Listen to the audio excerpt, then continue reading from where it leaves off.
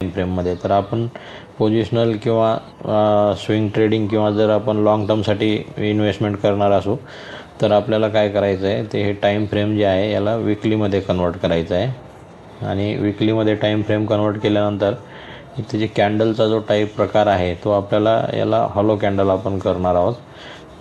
जसं की या ठिकाणी बघा कॅन्डल आहे, बार आहे, तर एक हॉलो कॅन्डलचा या ठिकाणी आपल्याला एक ऑप्शन भेटेल।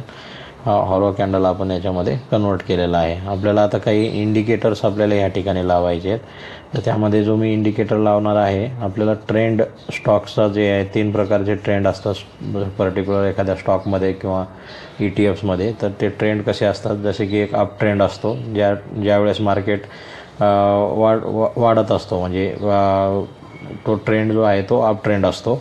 आणि ज्यावेळेस मार्केटमध्ये करेक्शन येत असतो तर तो डाऊन ट्रेंड असतो। आणि ज्यावेळेस मार्केट एक साईडवेज झालेलं असतं ते एक साईडवेज ट्रेंड, असे अप ट्रेंड, डाऊन ट्रेंड आणि साईडवेज ट्रेंड असे 3 प्रकारचे ट्रेंड असतात। तर आपल्याला ट्रेंड ओळखण्यासाठी म्हणजे आपण काही इंडिकेटर्स या ठिकाणी लावू शकतो। तर त्याच्यामध्ये जो आहे सुरुवातीला आपल्याला काय लावायचं आहे,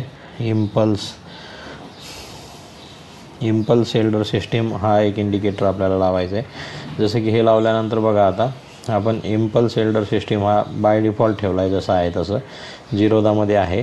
आणि आपण तो लावल्यानंतर बघा जसं की ह्या ठिकाणाहून जो आहे या ठिकाणाहून हा रेड कॅन्डल होते, या ठिकाणी हे डाऊन ट्रेंड आहे, red candle down trend indicate करतात। आणि ह्या ठिकाणी कॅन्डलचा कलर जो चेंज झाला, जसं की हा निळसर प्रकारच्या 3 कॅन्डल तयार झाला, तर हे आपल्याला इंडिकेट करतं की आता ह्या ठिकाणाहून अप ट्रेंड लागण्याची शक्यता आहे। आणि जसं की बघितलं आपण ही ग्रीन कॅन्डल तयार झाली आणि हा अप ट्रेंड आला, परत या ठिकाणी निळ्या कॅन्डल्स तयार व्हायला लागल्या, म्हणजे हे इंडिकेशन होतं की या ठिकाणी मार्केट खाली जाऊ शकतं। परंतु ही ग्रीन कॅन्डल झाली आणि अजून वरती गेला मार्केट, आणि वरती जाऊन मग ह्या ठिकाणाहून हे इकडं मार्केटमध्ये करेक्शन आलेला होता।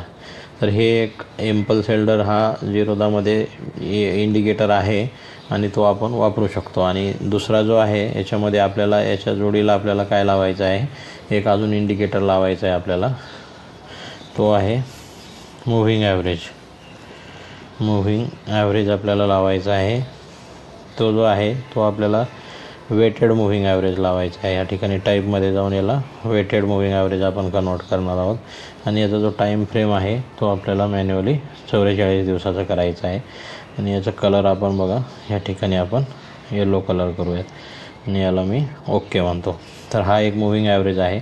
ज्यावेळेस 44 वेटेड मूव्हिंग ॲव्हरेजच्या वरती ह्या ठिकाणी ह्या कॅन्डलनी, ह्या विकली कॅन्डलनी ह्या ठिकाणी क्लोजिंग दिली होती, तर ह्या ठिकाणी आपण एंट्री करू शकतो आणि ह्या अप ट्रेंडचा आपण पूर्णपणे बेनिफिट घेऊ शकतो।